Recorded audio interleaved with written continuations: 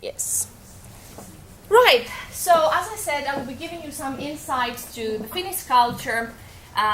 It's all Finnish to me. As the saying goes, it's all Chinese or it's all Greek to me. For me, it has been all Finnish to me. And I tried to make sense of this culture when I came 10 years ago. My background, briefly, I'm a journalist by education and profession. I'm a communications and media graduate from the school of the University of Athens, the School of Journalism. And I've been working in the Olympic Games in 2004. After that, I got a scholarship and I moved to Lapland, to Rovaniemi, to continue there in the media department. And then I really loved the educational Finnish system in Finland. And especially since in Greece I had one very big problem. People would, back in those days, 2001, would smoke into the university. So the professor would have an amphitheater like here where we are now, full of students, and half of them would smoke and it was just a cloud of smoke and I couldn't handle it. I said, I'm going to die here. So I tried to speed up my studies and make it out of there as soon as possible. So I came to Rovaniemi. I studied in the media department of the University of Lapland, and then I did a one-year specialization, a diploma in international project management. I've been working in projects for EU as a planner. And then I came down to Helsinki. I got accepted into Sibelius Academy from the well-known composer Jean Sibelius, and it's a music academy. Now it belongs to the University of the Arts. And I have a master's degree in arts management and culture production. And very soon after my graduation from Sibelius Academy, I got a job in Haaga-Helia where I teach event management, marketing, PR, media relations, lots of communication-related and event-related subjects. I also teach wedding planning and management, a course I created a couple of years ago, and I teach blogging and social media marketing since I've been a blogger for 12 years already. I coach lots of entrepreneurs in our startup school here in Haaga-Helia. I'm an entrepreneur myself. I have a small company doing PR called PR Lounge. So that's briefly my background, and also I think quite importantly this Hofstede Center credit lecture in intercultural management and organizational culture, and that gives me some insight also into cultures, national cultures and organizational cultures. That's in brief, but let's start a little bit with some trivia information.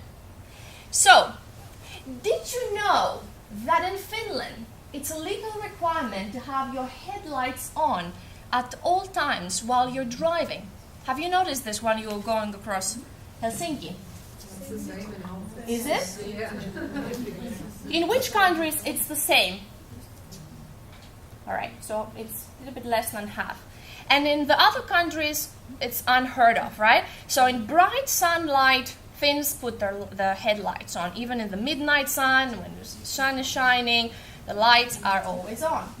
The amount of speeding ticket is based on your income. Did you know that? To which of your countries you have a similar rule? Switzerland. Switzerland.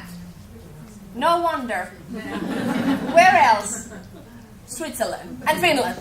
Those two countries. Right? So the more income you have, the more speeding ticket. And of course, the second factor is how harsh the violation of the traffic rules are. So those two parameters, how much you earn and how bad the offense is. Then, the 1 and 2 cent coins, the euro coins, they're not used in Finland. Have you noticed that? Yes. It's the same in all. Really? So in many countries it's not, and for collectors it's really drag, right? Or yeah, it's very hard to find those. They're collector's item. Children do not go to school until the age of 7. Yeah, we were told this morning. Yeah? And I was wondering, what do they do until 7? That's a good question. In how many? What is the age in your countries? Throw me some numbers. Where do they? 4, 6. All right.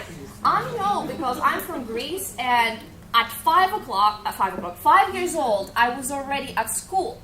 I graduated 17 from high school. I got into university 17. I finished all my studies. They're like, "Oh, but you're so young. Could you be a teacher? Could you be?" Well, yeah, because I started from very young, and yes, and here you see students at university here in Haaga-Helia, and they're in the first year of the studies, and they're 23, where people in Greece can have a PhD, right? It's somehow quite different. It's not mandatory to give students grades until they're in the 8th grade. Isn't it surprising? Isn't it?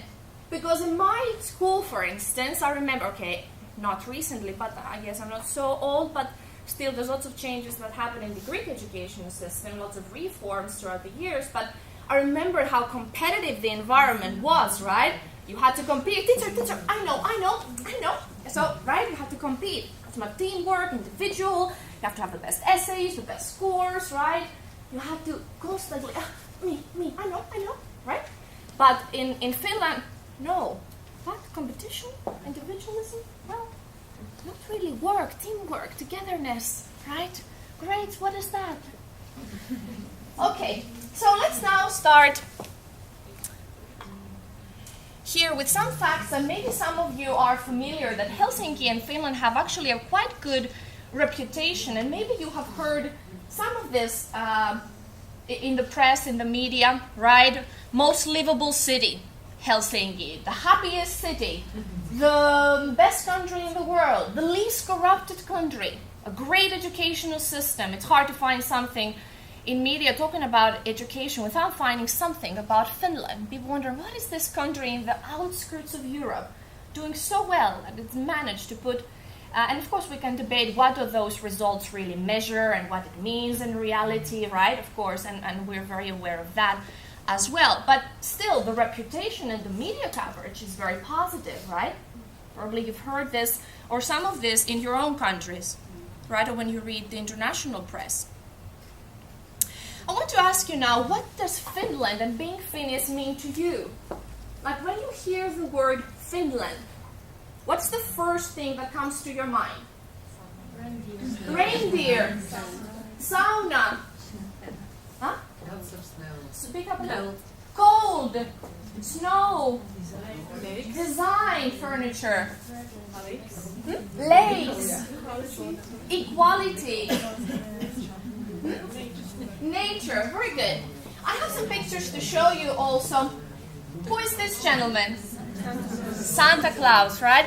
I used to live in Rovaniemi for 2 years, and I was so amazed how this city in the north, and when I arrived there, it had -27, have managed to invent such a brilliant thing to bring tourism, and people all over the world, from Japan to wherever, would come to this little village where hotels used to close in August and open again in May, and it was a dead season, and now you go down to the streets of Rovaniemi, and it's so international. There's Rovaniemi people. They understand that the tourism helped them make a living, so they're very respectful and open and understand diversity.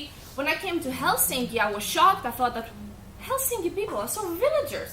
I was in Lapland, and people were more open and internationally minded, and they didn't, they weren't scared that people with dark hair and black skin or, looking different. They were used to different looking people. I come to Helsinki, is this the capital of the nation? It's like a village. What is this attitude? How about this next picture? Do you know that? Yes. Finnish company, right? Rovio, giant in entertainment, right? We were actually last week in their offices in Espoo. They do amazing things. World international brand. How about this? What is that? Anyone know? Class of Clans, somebody said it. Yes, another great Finnish company, Supercell. How about this? Movies, don't you love them? Another great Finnish export. How about this? Who didn't have a Nokia phone? Okay, nowadays it's not Finnish company, but it's well grounded in Finnish culture. Who didn't have that phone, the Nokia tune, right? It rings into our heads, right? Long-lasting, durable phone. Everyone had one. How about this? Linux, right? Linux, a country of engineers and IT specialists. How about this? What is this?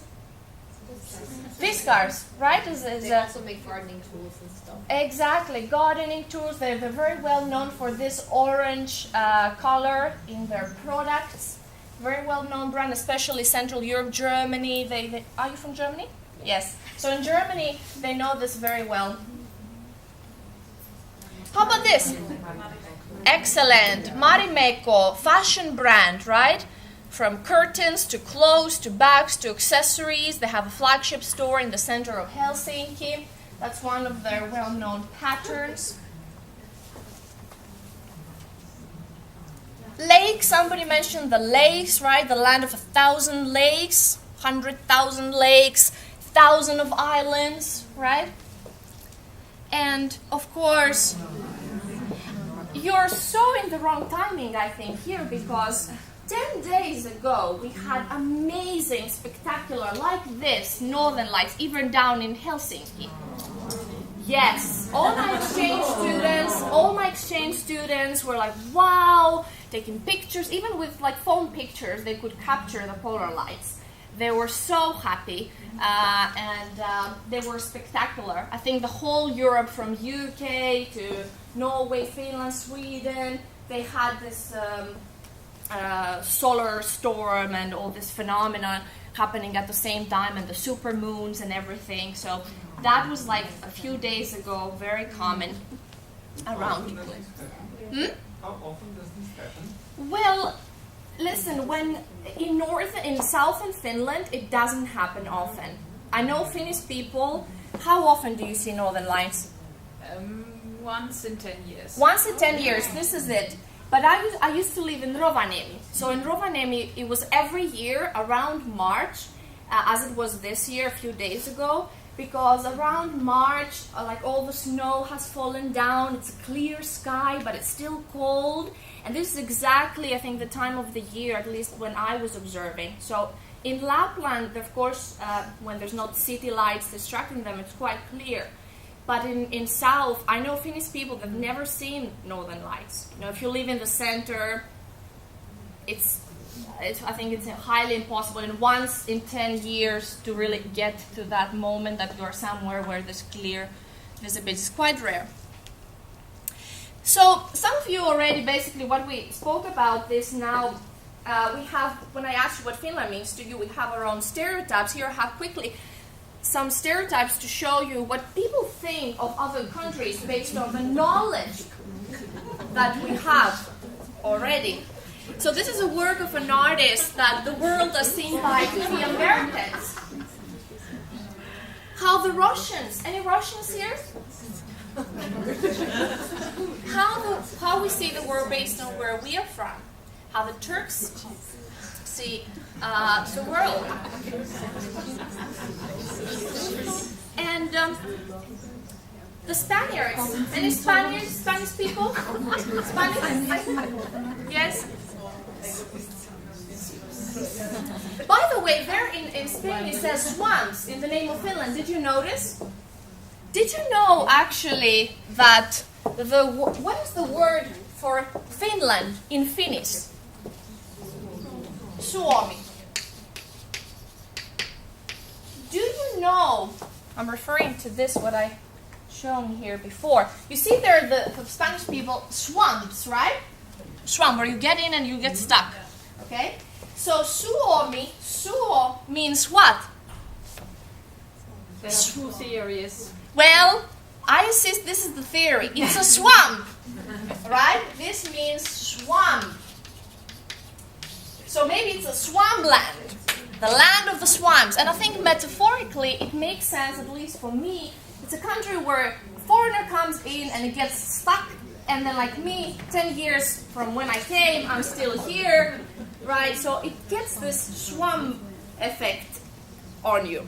But we'll talk about those theories later. But let's move on to this next stereotypes here. The Italians, any Italians in the audience? Italy, more or less. Okay. Greeks, I represent.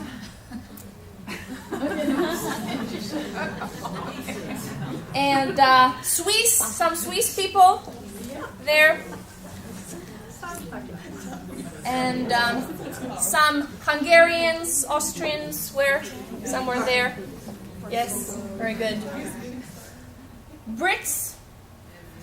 British?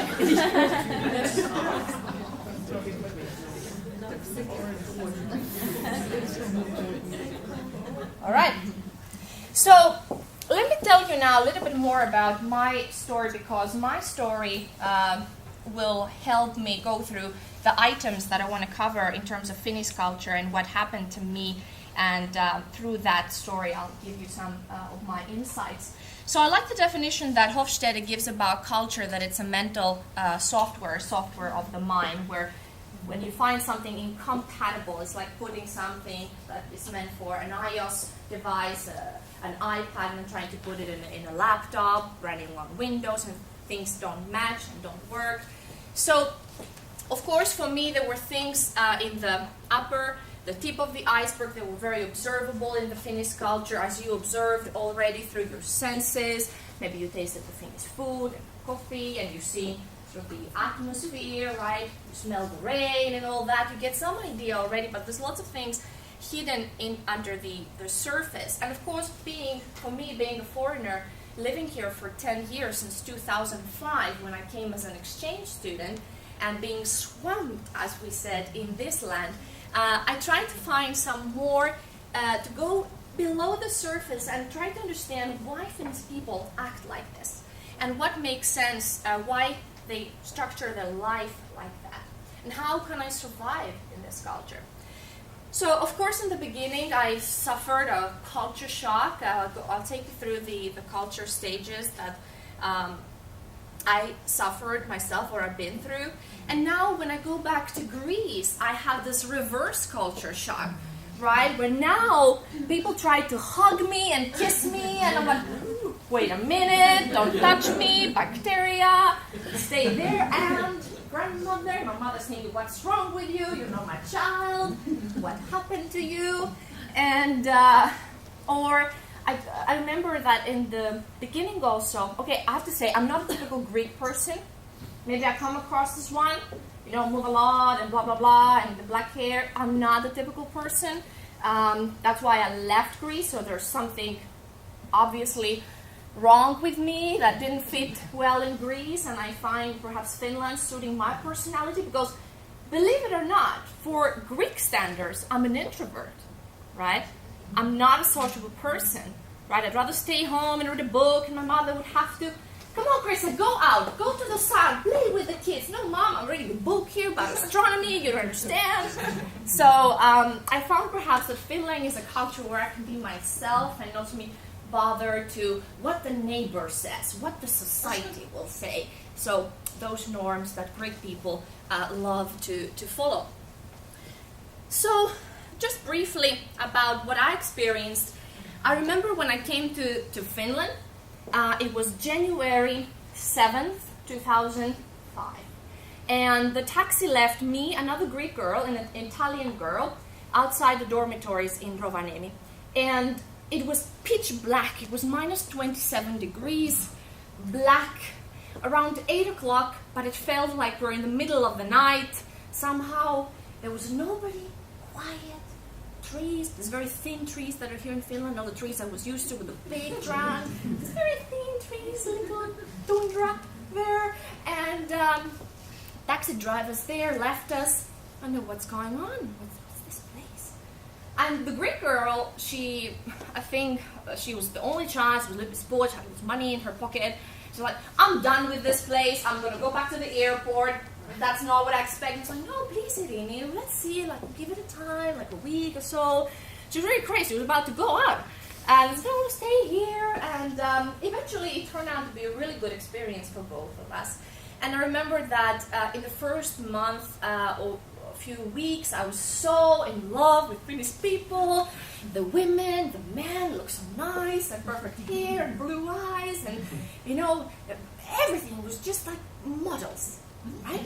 Perfect. And I thought, this country is full of beautiful people. I can find not an ugly person. What's this? And the university, everything worked amazingly. Nobody was smoking in there. Amazing. So I was still in that honeymoon phase full of observations and discoveries.